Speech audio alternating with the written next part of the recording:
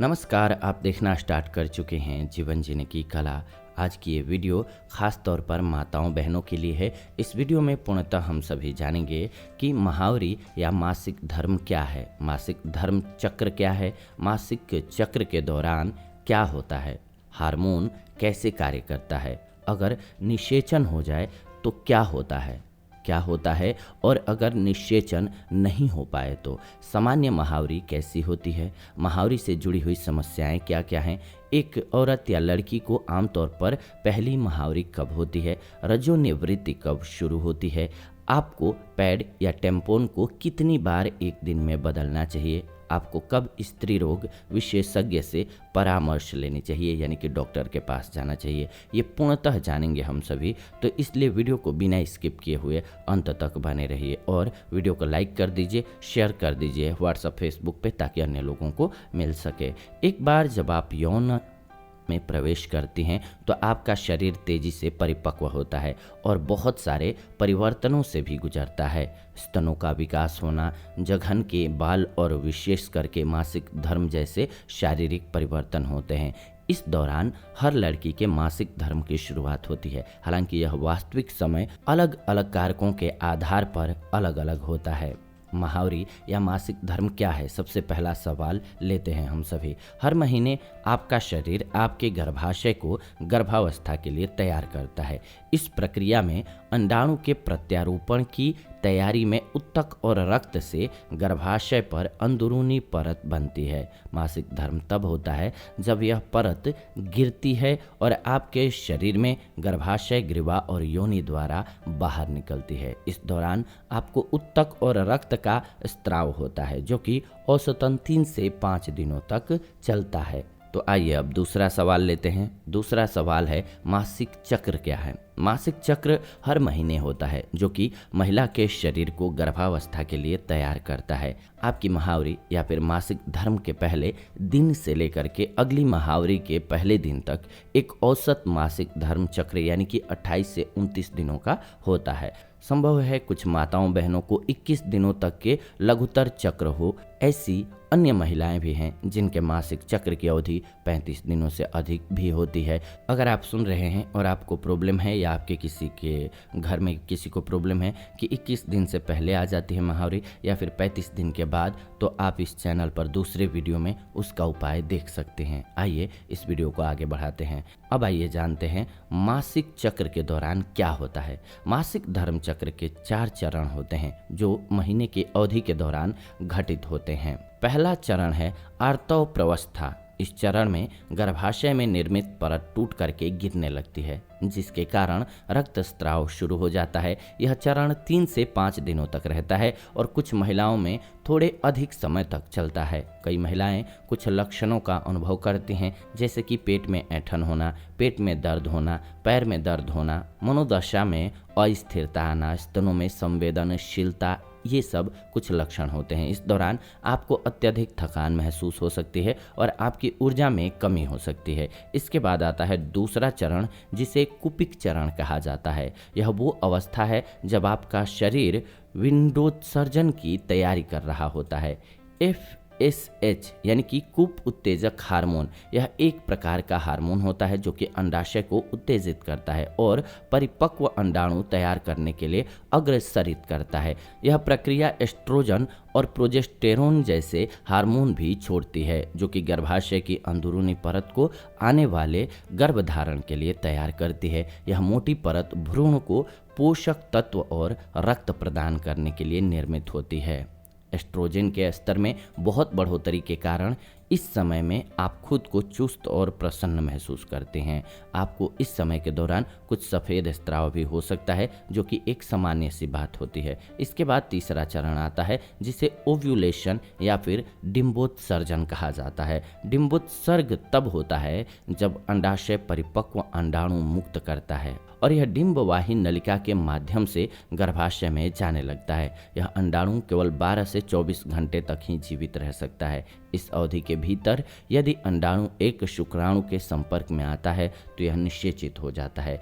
यह वो दिन होता है जब आपकी प्रजनन क्षमता अपने चरम पर होती है। यदि आप इस दौरान संभोग करते हैं तो आपको ध्यान रखना होगा कि आप गर्भ निरोधक का उपयोग करें अगर आपको बचना है तो। इस अवधि के दौरान आपके शरीर में उत्पादित एस्ट्रोजन का उच्च स्तर आपको ऊर्जा भाव और यहाँ तक कि आपके कामोत्साह में वृद्धि करता है। इसके बाद आता है चौथा चरण, जिसे पित्त पिंड चरण कहा जाता है। यह चरण मासिक धर्म चक्र के अंत को चिन्हित करता है। एक बार जब अंडाणु डिंब वाहिनी नलिका से नीचे और गर्भाशय के अंदर चला जाता है तब आपका शरीर प्रोजेस्टेरोन का उत्पादन करना शुरू कर देता है और यह गर्भाशय की अंदरूनी परत का निर्माण करता है। हालांकि अगर अंडाणु निषेचित नहीं होता है तो एस्ट्रोजन और प्रोजेस्टेरोन के स्तर में गिरावट होने लगती है। इसके अलावा चूंकि अंडाणु के आरोपण न होने के कारण गर्भाशय को इस परत की आवश्यकता नहीं होती है और यह परत गर्भाशय से गिरने लग जाती है। यह वो समय है जब आप एक नए चक्र में प्रवेश करने वाली होती हैं। अब सवाल ये आता है कि हार्मोन कार्य कैसे करते हैं हमारे शरीर पर। मासिक धर्म चक्र अलग अलग हार्मोन द्वारा विनियमित होता है जो कि शरीर के अलग अलग भागों से उत्पन्न होता है। गोनेडोट्रोफिन, जी हाँ, रिलीजिंग हार्मोन है ये, जिसे कि GnRH के रूप में जाना जाता है। मस्तिष्क के हैपाथैलेमस भाग में उत्पन्न होता है। यह अन्य हार्मोन के उत्पादन को उद्दीपित करता है, जैसे कि फॉलिकल स्टिमुलेटिंग हार्मोन जिसे FSH और ल्यूटिनाइजिंग हार्मोन जिसे कि LH कहा जाता है। FSH या फिर कूप उत्तेजक हार्मोन मस्तिष्क में पिट्यूटरी ग्रंथि द्वारा निर्मित होता है और अंडाशय में अंडाणु को परिपक्व या फिर तैयार होने में मदद करता है। पीयूषिका यानी कि पिट्यूटरी ग्रंथि में भी उत्पादित ल्यूटिनाइजिंग हार्मोन अंडाशय को अंडाणु से मुक्त करने के लिए उद्दीपित करता है। आपका अंडाशय एस्ट्रोजन का उत्पादन करता है जो कि यौवन के दौरान आपके शरीर में होने वाले परिवर्तनों के लिए जिम्मेदार होता है। आपके शरीर में खास करके प्रजनन चक्र के दौरान इसकी बहुत ही भूमिकाएं होती हैं। प्रोजेस्टेरोन हार्मोन जो कि अंडाशय द्वारा भी बनाया जाता है आपके प्रजनन चक्र को नियमित बनाए रखने के साथ साथ गर्भावस्था की तैयारी की भी ये शुरुआत कर देता है। इसके अलावा इसके बाद क्या होता है डिंबोत्सर्ग के दौरान। जी हाँ, डिंबोत्सर्ग के दौरान आपके शरीर में एस्ट्रोजन के स्तर में वृद्धि होती है जिसके कारण FSH हार्मोन में तुरंत कमी आ जाती है।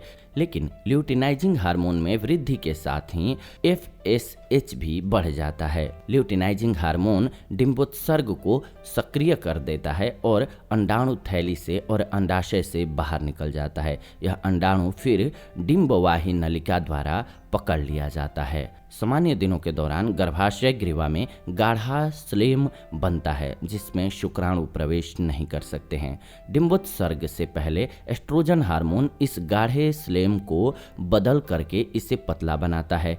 इससे शुक्राणु अंडाणु को निषेचित करने के लिए तैयार करके गर्भाशय के अंदर जा पाता है। इसके बाद समय आता है डिंबोत्सर्ग के बाद का। जी हाँ, अंडाणु के मुक्त होने के बाद अंडाशय का कूप जिसमें बदल जाता है उसे पित्त पिंड कहते हैं। पित्त पिंड कोशिकाओं का एक पीला पिंड होता है जो कि प्रोजेस्टेरोन हार्मोन के उत्पादन के लिए जिम्मेदार होता है। प्रोजेस्टेरोन श्लेम को फिर से गाढ़ा कर देता है और जिसके कारण शुक्राणुओं का प्रवेश निषेध हो जाता है। इस समय आप देख सकते हैं कि आपका योनि का स्त्राव गाढ़ा और चिपचिपा होता है। प्रोजेस्टेरोन रक्त और उत्तकों की एक मोटी अंदरूनी परत बना करके अंडे के आरोपण के लिए गर्भाशय की दीवारों को भी तैयार करता है। प्रोजेस्टेरोन के स्तर में वृद्धि के साथ ही आपके स्तनों में थोड़ा खिंचाव भी महसूस हो सकता है और आप उनमें झुंझुनाहट वाली सनसनी का अनुभव कर सकते हैं। डिंबोत्सर्ग के बाद पिट्यूटरी ग्रंथि अब और अधिक अंडाणु को परिपक्व होने से रोकने के लिए FSH हार्मोन का उत्पादन करना बंद कर देती है। अगर निषेचन हो जाए ऐसे में तो क्या करना चाहिए, ये भी सवाल आता है। जी हाँ, यदि अंडाशय से छूटा हुआ परिपक्व अंडाणु डिंबवाही नलिका में शुक्राणु द्वारा निषेचित हो जाता है तो यह गर्भाशय के अंदर जाता है और गर्भाशय की अंदरूनी परत पर प्रत्यारोपित हो जाता है। अंडाणु को अंडाशय से गर्भाशय तक पहुंचने में 6 से 12 दिन के बीच का समय लगता है। इस दौरान अंडाणु में सिर्फ 150 कोशिकाएं होती हैं। इस समय आप गर्भावस्था के शुरुआती लक्षणों को भी महसूस करना शुरू कर सकते हैं, क्योंकि आपके शरीर में प्रोजेस्टेरोन का स्तर बढ़ना जारी रहता है। क्या होता है अगर निषेचन नहीं हो पाए तो? यदि निषेचन नहीं हो पाता है या अंडाणु गर्भाशय की दीवार पर सफलतापूर्वक प्रत्यारोपण नहीं कर पाता है तो अंडाणु का विघटन शुरू हो जाता है। पित्त पिंड भी सिकुड़ जाता है और आपके शरीर में एस्ट्रोजन और प्रोजेस्टेरोन का स्तर कम होने लग जाता है। गर्भाशय प्रोस्टाग्लैंडिस नामक एक रसायन का उत्पादन करता है जो कि गर्भाशय की तरफ होने वाली रक्त की आपूर्ति को बदल सकता है। गर्भाशय की दीवारों पर बनाई गई अंदरूनी परत को तोड़ करके गर्भाशय को संकुचित करता है। इसी समय वह परत अनिषेचित अंडाणु के साथ साथ गिरने लगती है और महावरी शुरू हो जाती है। सामान्य महावरी कैसे होती है, ये एक सवाल है। आइए अब इसको जानते हैं। सामान्य महावरी में आपकी योनि से लगभग 3 से 5 दिनों तक रक्तस्राव होता है। कुछ महिलाओं में रक्तस्राव कम या फिर अधिक समय तक चल सकता है। मासिक धर्म प्रवाह या योनि से निकलने वाले रक्त की मात्रा को भारी, मध्यम या हल्के प्रवाह के रूप में वर्गीकृत किया जा सकता है। यह एक महिला से दूसरी महिला में अलग अलग होता है, भिन्न भिन्न होता है। मासिक धर्म के दौरान रक्तस्राव शुरुआत के कुछ वर्षों में ज़्यादा लंबे समय तक चल सकता है और उम्र बढ़ने के साथ साथ नियमित होने लगता है। महावरी से जुड़ी हुई समस्याएं अब क्या हैं, ये जान लेते हैं। ऐंठन होती है, प्रगारत्व यानी कि PMS की समस्या होती है। दर्द और शरीर में दर्द के अलावा आपकी महावरी के साथ आने वाली कई समस्याएं हो सकती हैं। तो सबसे पहली बात कि अत्यार्तव क्या है। इसमें भारी रक्तस्राव होता है जो कि 5 से 7 दिनों तक रह सकता है। अत्यार्तव एस्ट्रोजन और प्रोजेस्टेरोन के स्तर में असंतुलन के कारण होता है। योनि में संक्रमण, गर्भाशय ग्रीवा में सूजन, हाइपोथायराइडिज्म, गर्भाशय में रसौली, ये सभी इसके कारण होते हैं जिसके कारण ये समस्या होती है। इसमें से कोई भी समस्या है तो आप इस चैनल पर दूसरे वीडियो में जा करके देख सकते हैं। खास करके रसौली के संबंध में हमने बताया हुआ है और उपाय भी। दूसरी बात कि अनार्तव क्या होता है, इसे अनुपस्थित महावरी भी कहा जाता है। यहाँ अलग अलग कारणों से आपको महावरी नहीं हो पाती है। प्राथमिक अनार्तव तब होता है जब आप 16 वर्ष के होते हुए भी मासिक धर्म के शुरुआत को नहीं अनुभव कर पाते हैं। युवा अवस्था में देरी, प्रजनन प्रणाली में जन्मजात दोष या फिर पीयूष ग्रंथि में समस्या जैसे कारण आपको हो सकते हैं। ऑटो अतिक्रियता, क्षुधा अभाव, डिंब ग्रंथि पुटी, गर्भावस्था, गर्भनिरोधक को रोक देना या फिर अचानक वजन बढ़ना या कम होना, ये कारण होता है द्वितीय अनार्तव होने का। जी हाँ, इसके अलावा एक सवाल आता है कि कष्टार्तव क्या है। कष्टार्तव के कारण महावरी के दौरान आपको तीव्र दर्द का अनुभव हो सकता है। हालांकि प्रगारतव यानी कि PMS के दौरान गर्भाशय के सिकुड़ने और फैलने के दौरान ऐंठन सामान्य होती है। कष्टार्तव वाली महिलाओं को अत्यंत कष्टकारी दर्द का अनुभव होता है। यह श्रोणि की सूजन, रसौली या फिर एंडोमेट्रियोसिस, गर्भाशय में ऊतक की असामान्य वृद्धि, इसके कारण हो सकता है आपको। तो अब सवाल यह आता है कि एक लड़की को आमतौर पर पहली महावरी कब होती है। पहली महावरी आमतौर पर 10 से 12 साल की उम्र के बीच शुरू होती है, लेकिन कुछ लड़कियों को यह जल्दी 10 साल की उम्र में भी हो सकती है या फिर देर से 15 या 16 की उम्र तक हो सकती है। पहली महावरी की उम्र इस बात पर भी निर्भर हो सकती है कि माँ को पहली महावरी कब हुई थी।